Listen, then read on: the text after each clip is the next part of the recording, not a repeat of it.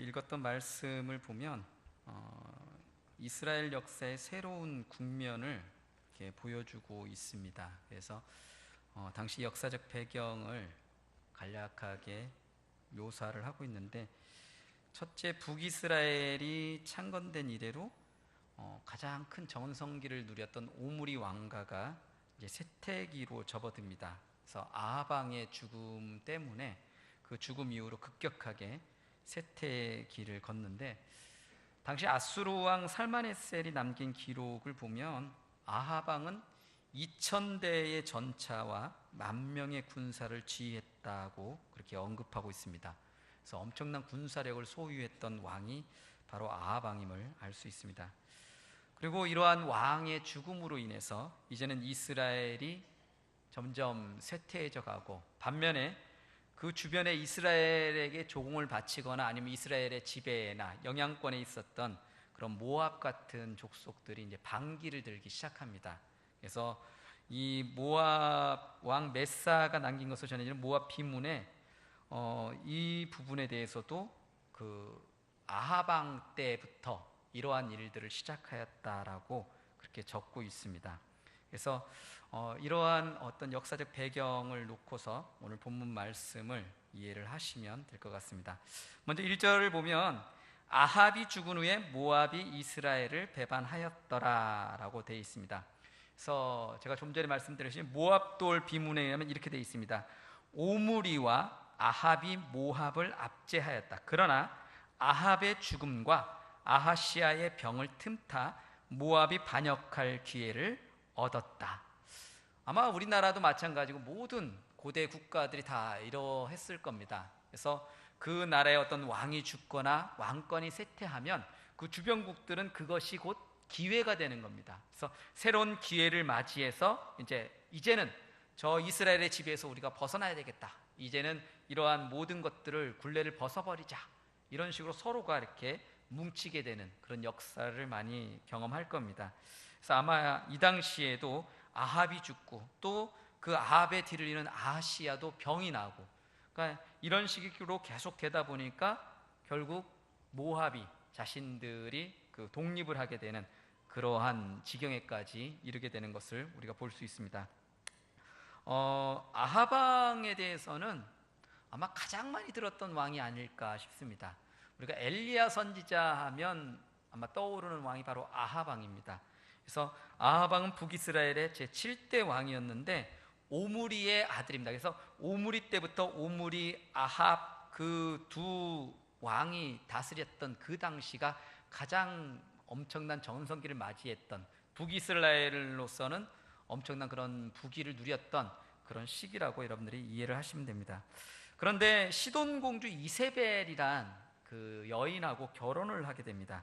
그래서 22년간을 통치를 하는데 외교적 술수도 상당히 뛰어났다라고 그렇게 이야기를 합니다. 그래서 이 문명이 엄청나게 발달했던 그런 시기였다고 역사가들은 적고 있습니다. 그리고 그 두 차례에 걸친 아람의 공격도 거뜬히 막아냅니다. 그렇기 때문에 주변국들이 두려워합니다.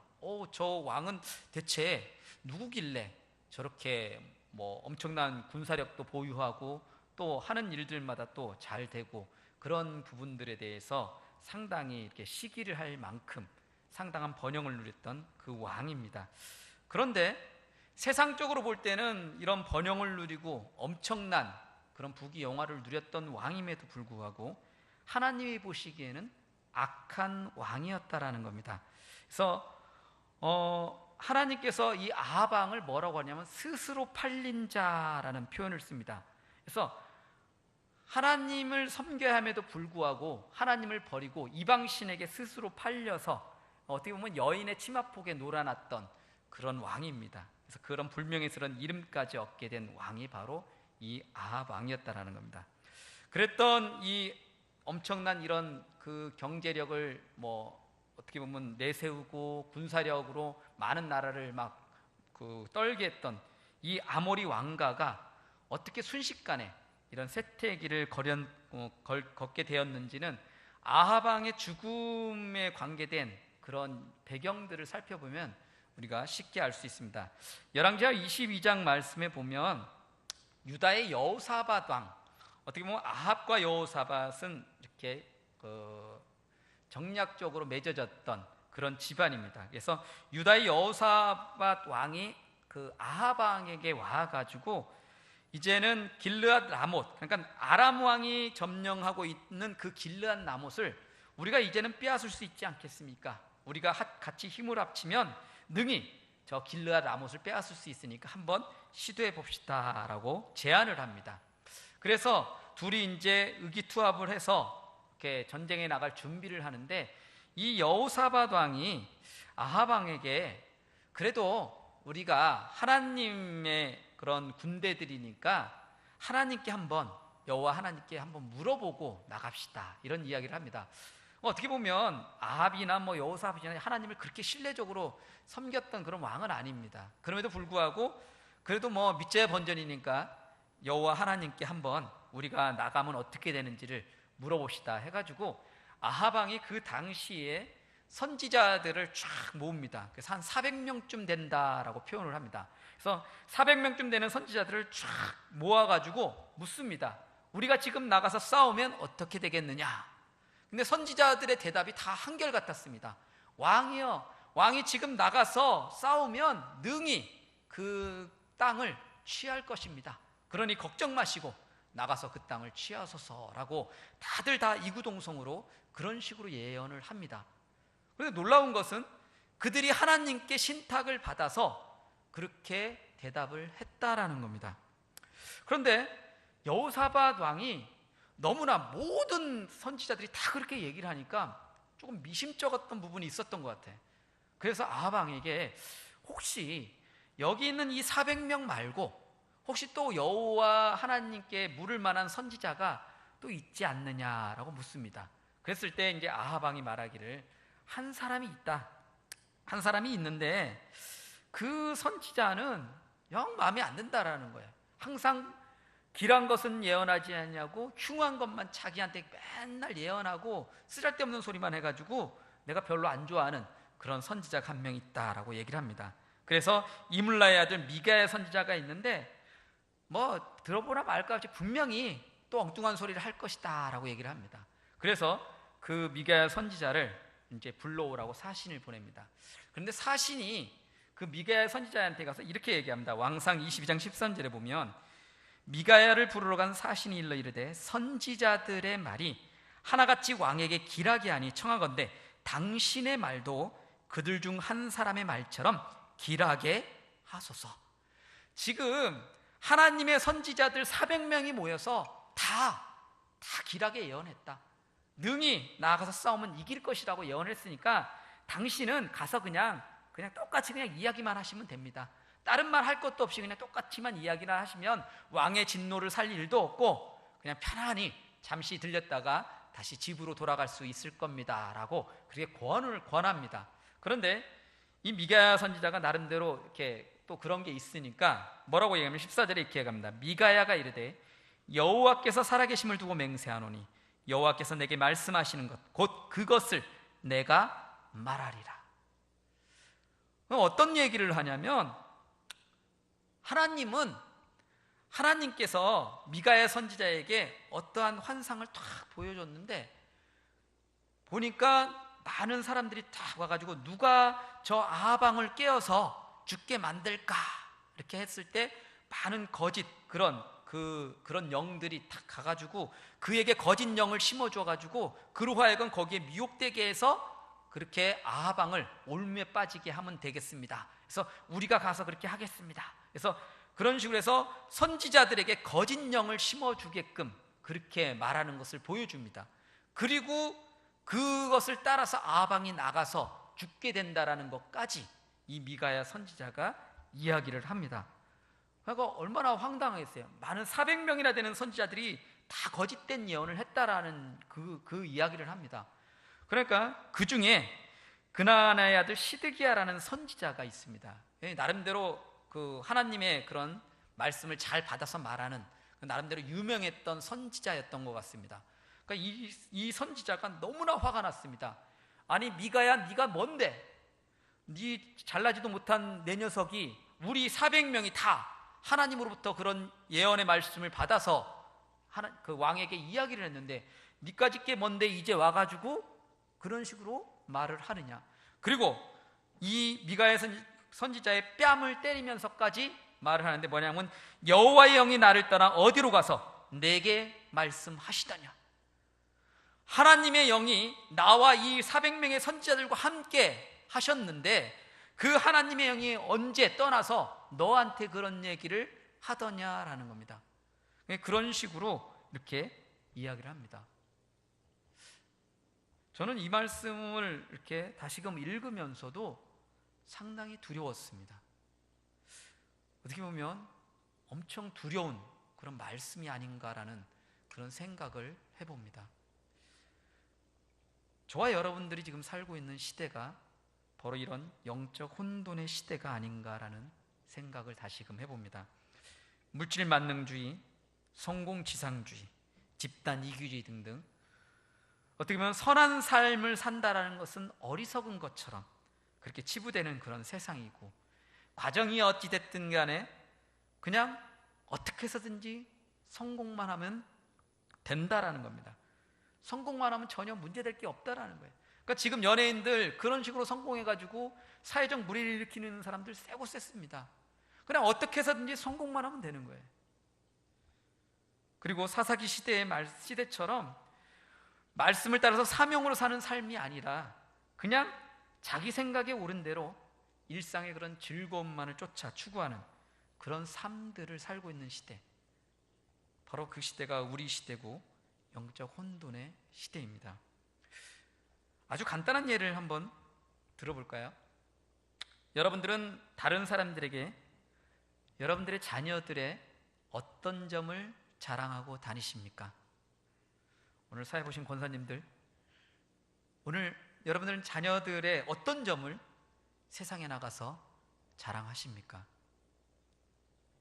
우린 보통 좋은 대학에 들어간 것, 좋은 직장에 간 것, 돈 많이 버는 것, 자식이 돈 많이 벌어갖고 막 비싼 선물 해준 것, 그리고 친구들과 여러 나라 막 여행하면서 막 사진 찍어갖고 막 지금 뭐 어딘데 하면서 막 자랑하면서 영상 통화로 막 해주고 막 이런 것들 막 수없이 자랑합니다. 아마 다 그러실 거예요, 그죠? 안 그러신가요? 그런데 물론 다 좋습니다. 저도 뭐 찬미가 나름대로 공부도 좀 잘했으면 좋겠고, 나중에 혹시 뭐 그럴 일은 없겠지만 그리고 지가 조금 돈 벌면 선물이라도 하나 사다 주면 얼마나 좋겠어요. 아마 그러면 되게 기쁘고 행복할 거예요. 그런데 뭔가가 빠진 것 같다는 느낌을 안 받으십니까? 다 좋은데, 즐겁고 좋은데 뭔가가 빠져 있다라는 겁니다. 우리는 너무나 쉽게 하나님을 잊고 산다라는 겁니다. 혹 우리도 모르는 사이에 여러분들의 자녀들이 우상화되고 있지는 않는지, 혹시 여러분들의 마음속에 하나님보다 여러분들의 자녀가 더 앞서 있지는 않는지 한번 곰곰이 고민해 보시기를 바랍니다. 사랑하는 성도 여러분, 이제라도 삶의 우선순위를 명확히 정하셔서 나의 기쁨 아니면 내 가족의 기쁨이 아닌 하나님의 기쁨이 되는 그런 삶이 되시기를 간절히 소망합니다. 우리 늘 즐겨 부르는 찬양 있잖아요. 나 주님의 기쁨 되기 원하네, 내 마음을 새롭게 하소서. 그 다음에 뭐라고 그래요? 새 부대가 되게 하여 주사 주님의 빛 비추게 하소서. 내가 원하는 한 가지 뭐예요? 주님의 기쁨이 되는 것. 정말 그러십니까?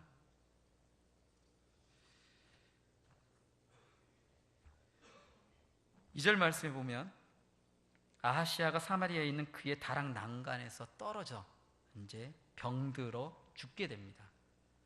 그런데 이 아하시아 왕이 그 다음에도 뭐 계속해서 나오고 있지만 참 악합니다. 그런 거를 그런 경험을 딱 하면 누구를 먼저 찾았어야 할까요? 하나님을 찾았어야 됩니다.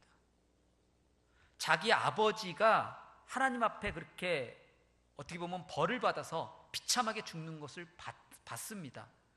자기 어머니도 그렇게 비참하게 죽는 것을 봤어요. 그러면 하나님을 두려워해야 되는데 그렇지 못했다라는 겁니다. 하나님을 더 간절히 찾아야 함에도 불구하고 그러지 않았다라는 겁니다. 그래서 자기의 그 아픈 것을 어떻게든 빨리 낫게 하고 싶어가지고 자기 사자들을 막 보내가지고 너는 저 에그론에 가가지고 한번 그 에그론의 신 바알세붑에게 내 병이 낫겠는가 물어봐라, 이런 식으로 말을 합니다. 성경에 나타나지는 않았지만 이 아시아가 왜 다락난간에서 떨어졌을까? 여러분들 옛날 영화나 이런 데 보시면 아시겠지만은 고대 그런 나라들 보면 이 창이 있습니다. 창이 이렇게 뭐 이렇게 활짝 여는 그런 거로 돼 있는 것도 있고, 거기에 보면 그 뭐 다이아몬드식으로 이렇게 새창살 같은 게 이렇게 쳐져 있는 것도 있습니다. 아마 두 가지 경우가 아니었는가 싶습니다. 뭐 발을 헛디뎌 가지고 그냥 넘어졌거나, 아니면 이렇게 기대 가지고 저 바깥을 이렇게 보고 있는데 무게를 견디지 못해 가지고 이렇게 무너진 것이 아닌가라는 그런 생각. 왜냐하면 성경에는 그런 이야기들이 조금 많이 나옵니다. 엘리 제사장이 죽을 때도 보면 너무 비대했다라고 하면, 너무 막 그 비대해서 결국 그 목뼈가 부러져서 죽는 그런 모습이 이렇게 보여지고 있습니다. 그러니까 저는 늘 그래갖고 그게 조심합니다. 목회자가 너무 뚱뚱하면 안 된다고. 제 스스로 예, 너무 잘 먹으면 저 별로 안 좋아합니다. 그래서 하나님의 이런 말씀에 비춰봤을 때 아마 그런 경우가 아닐까. 아시아 왕도 뭐 너무나 잘 먹었기 때문에 그런 실수를 하지 않았을까라고 보여집니다. 아무튼 이 아시아 왕이 그렇게 떨어져 죽게 되었는데, 결국 이 당시에 나름대로 유명했던 신 바알세붑이란 그런 신을 찾아가서 그 신에게 물어오라라고 그렇게 이야기를 합니다. 우리도 가끔 이런 실수를 범할 수 있습니다. 그래서 하나님께서 경고하시는 채찍짐에도 불구하고 그것을 깨닫지 못한다라는 겁니다. 우리가 얼마나 우매한지 잠언서에는 이렇게 얘기합니다. 그 정말 우매한 자들의 그 우매함을 절구통에 넣어가지고 절구로 막 공이로 막 찌을지라도 그 우매한 것이 벗겨지지 않는데요. 그만큼 우리가 어리석다라는 겁니다. 깨달아야 되는데 그냥 되어지는 그 현상만 딱 봐도 막 이러면 안 되지, 느끼고 딱 바뀌어야 되는데 우리는 그렇지 못하다라는 겁니다. 그래서 여호와의 사자가 디벳 사람 엘리야에게 친히 나타나갖고 3절에 이렇게 얘기합니다. 너는 일어나 올라가서 사마리아 왕의 사자를 만나 그에게 이르기를 이스라엘의 하나님이 없어서 너희가 에그론의 신 바알세붑에게 물으러 가느냐. 하나님이 얼마나 화가 나셨겠어요. 나름대로 그래도 참고 그렇게 해서라도 좀 정신 차리고 이제라도 하나님을 찾지 않을까 싶은 그런 기대를 했는데, 전혀 오히려 더 먼 곳에 있는 그 에그론의 신 바알세붑에게 가서 묻고 오라고 자기들의 부하들까지 보내는 그런 어기성을 변했다는 겁니다. 그러니까 하나님께서 너무나 화가 나시니까 디벳 사람 엘리야에게 그냥 즉각적으로 탁 나타나갖고 말씀합니다. 너는 가서 그 보면 에그론의 신 바알세붑에게 물으러 가는 사자가 있을 거다.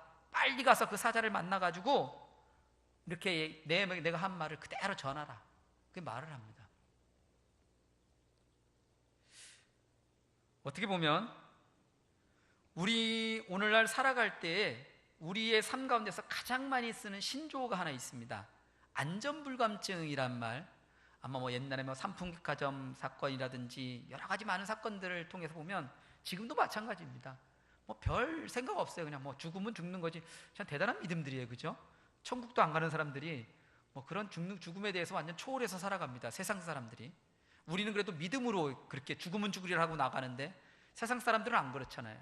별로 그냥 두려워하지 않습니다. 근데 그 안전불감증이라는 그런 표현을 많이 쓰는데, 저는 이 말을 좀 더 신앙적인 관점으로 이렇게 표현하고 싶습니다. 영적 동감증. 공감하십니까?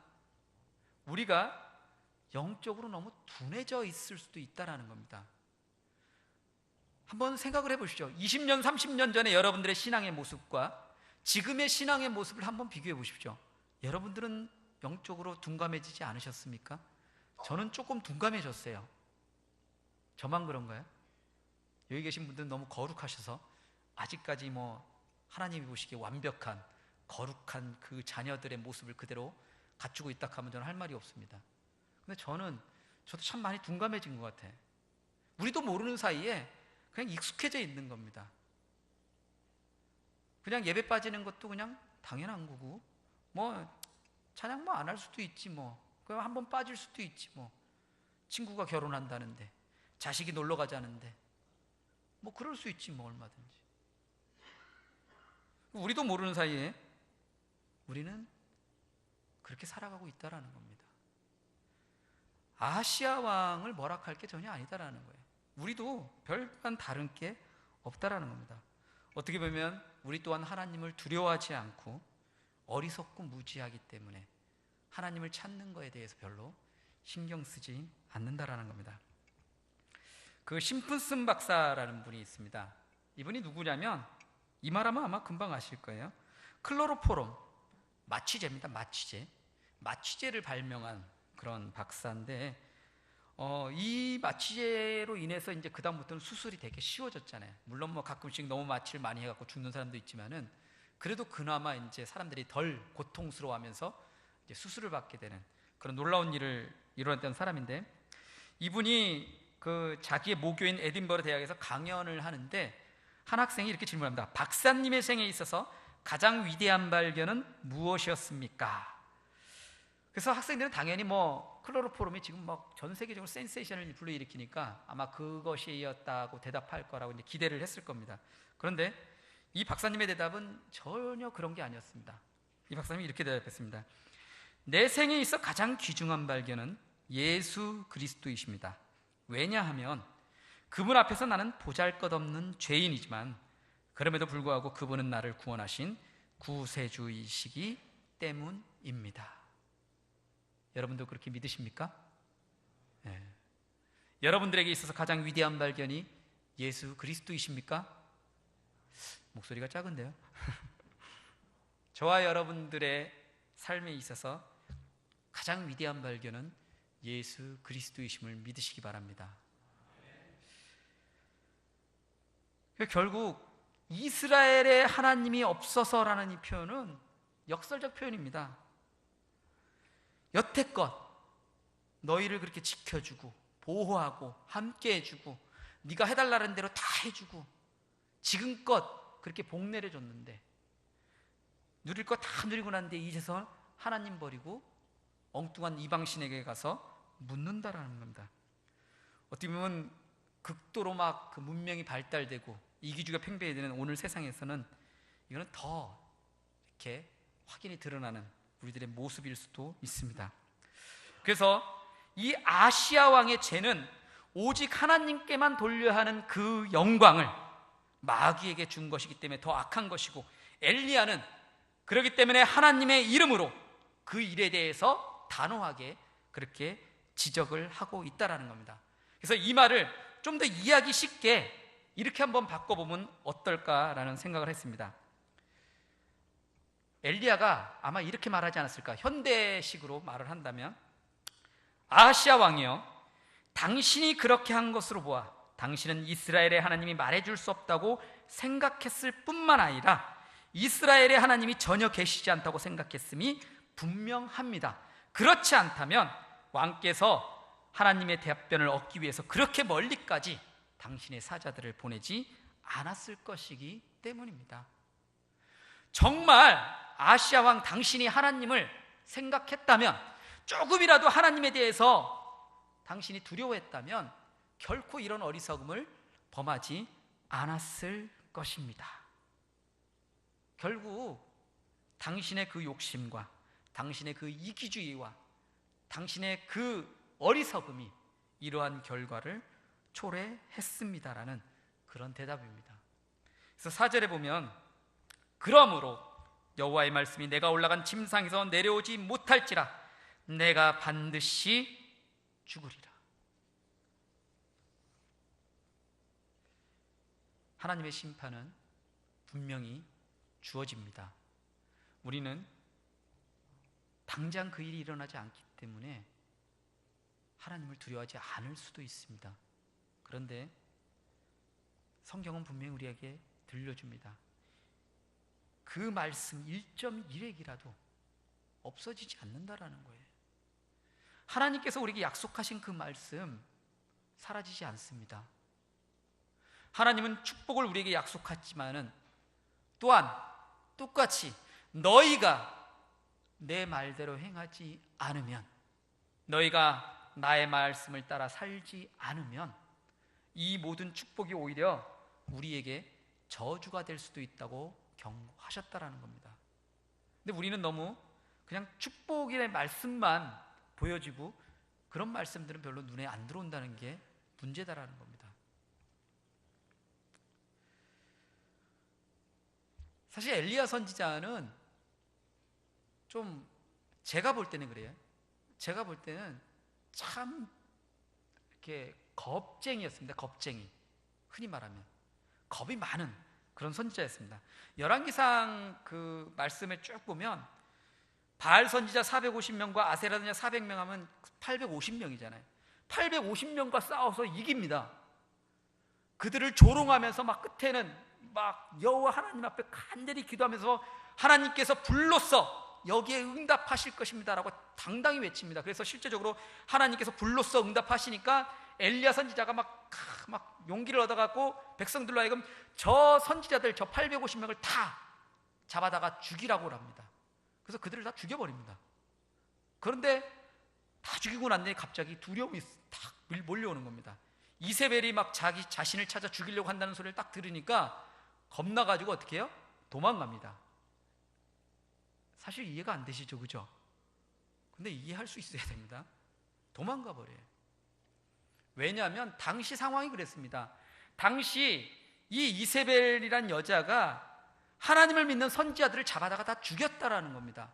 그래서 엘리야 선지자가 보기에 지금 하나님을 제대로 믿는 선지자는 다 잡아가가지고 다 죽었고 이제 제대로 하나님 믿는 선지자는 나밖에 없다라는 거예요. 나도 이제 언제 죽을지 모른다라는 거예요. 물론 내가 하나님의 그런 놀라운 이적들을 행하고 막 이렇게 했지만은 결국 나도 끌려가서 죽을 수도 있다라는 겁니다. 그 죽음 앞에 엘리야는 상당히 두려워했다라는 거예요. 오늘 여러분들 읽지는 않았지만은 여러분들 본문 1장 15절에 보면 이렇게 얘기합니다. 여호와의 사자가 엘리야에게 이르되 너는 그를 두려워하지 말고 함께 내려가라 하신지라. 엘리야가 곧 일어나 그와 함께 내려와 왕에게 이르러. 엘리야가 두려워하지 않았다면, 아합 왕을 두려워하지 않고 아시아 왕을 두려워하지 않았다면 어떻게 했어야 돼요? 바로 가서 그냥 전하면 됩니다. 굳이 그 부하에게 얘기할 필요가 없어요. 그 사자에게 말할 필요가 없습니다. 아합 왕 앞에 당당히 딱 나아가서 왕이여 어떻게 그러실 수 있습니까? 하나님이 살아계신데 어떻게 저 어리석은 그 우상에게 물으러 당신의 부하를 보낼 수 있습니까? 그것은 잘못된 것입니다. 그렇게 말할 수 있어야 되잖아요. 근데 그렇게 안 했다라는 겁니다. 그만큼 엘리야는 겁쟁이였다라는 거예요. 그래서 더욱더 놀라운 거는 그럼에도 불구하고 그 죽음 앞에서 결코 망설이지 않는다라는 겁니다. 하나님의 말씀이 탁 떨어지니까 너는 가라, 너는 가서 전하라. 토를 달지 않습니다. 하나님 아직 마음이 진정이 안 돼서 하루만 더 참았다가 조금만 더 기다렸다가 가면 안 되겠습니까?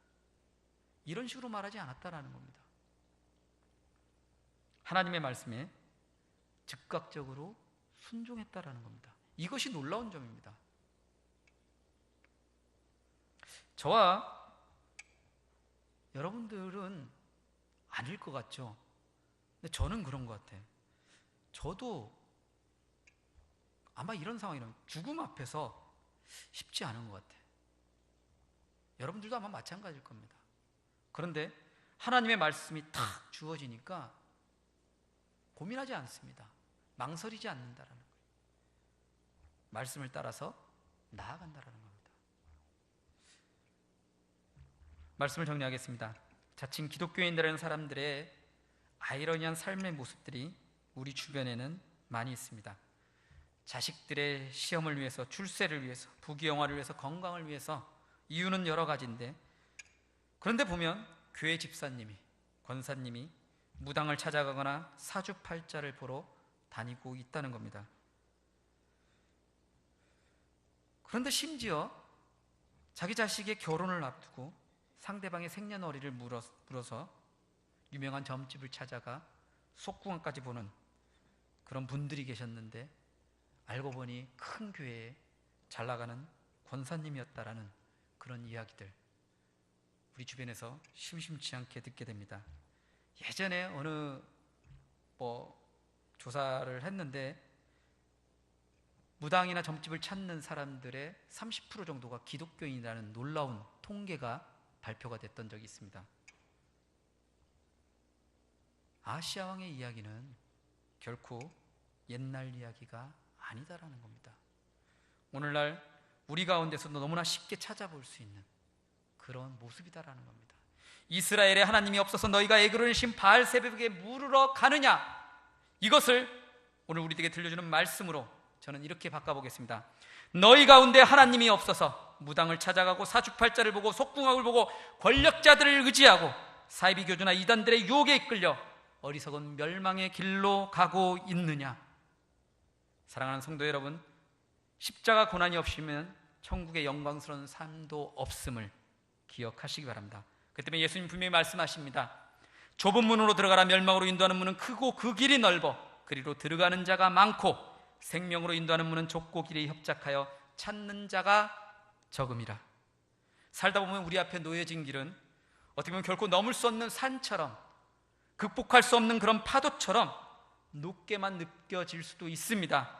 아니, 너무 힘에 겨워서 그냥 다 포기하고 죽고 싶다고, 그냥 죽여달라고 엘리야 선지처럼 이제 하나님 나밖에 안 남았으니까 내 생명을 취해소, 그럴 수도 있습니다. 하지만 우리 한 번 더 힘을 냅시다. 살아가신 하나님을 의지하며 다시 한번 그 길을 걸어갑시다. 우리가 한 걸음 한 걸음 내딛는 바로 그 순간, 주님은 우리를 통해 일하시고 우리에게 새 힘 주시고 또 우리에게 새로운 길을 열어가심을 기대하면서 당당히 나아가시길 바랍니다. 제가 좋아하는 찬양 가운데 하나가 이렇게 있는데, 이 후렴구만 제가 잠시 불러도 이렇게 씁니다. 우리 살아갈 길은 눈물의 골짜기, 내 힘으론 참지 못해 늘 흐느끼네. 이럴 땐 우린 누굴 의지하나요? 주님밖엔 없어요. 나는 그 길 갈 수 없지만 주님이 대신 가요. 시편 기자는 이렇게 선포합니다. 하나님은 우리의 피난처시요 힘이시니 환난 중에 만날 큰 도움이시라. 그러므로 땅이 변하든지 산이 흔들려 바다 가운데 빠지든지 바닷물이 솟아나고 뛰놀든지 그것이 넘침으로 산이 흔들릴지라도 우리는 두려워하지 아니하리로다. 기도드리겠습니다. 거룩하신 하나님, 오늘도 두서없이 하나님의 말씀을 전했습니다. 주님, 인간적인 생각은 다 지워주시고 하나님의 살아있는 말씀만이 우리 가운데 남아있을 수 있도록 도와주시옵소서. 주님, 우리가 하나님을 바라보며 다시금 하나님을 온전히 의지하며 나아갈 수 있는 복된 삶들이 될 수 있기를 소망하고, 이 모든 것 우리 주 예수 그리스도의 이름으로 기도드립니다.